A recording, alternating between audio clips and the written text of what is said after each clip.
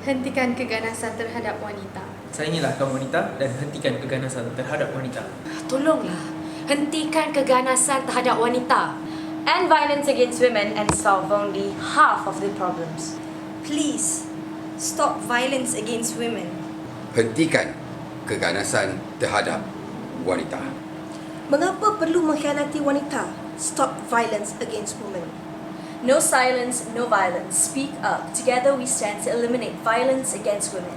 Boleh tak korang ada perasaan kasih sayang dan tolong jangan dera-dera wanita ni. Diorang pun ada perasaan juga tau. Awas. No silence, no violence.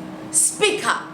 Together, united, we stand to eliminate violence against women.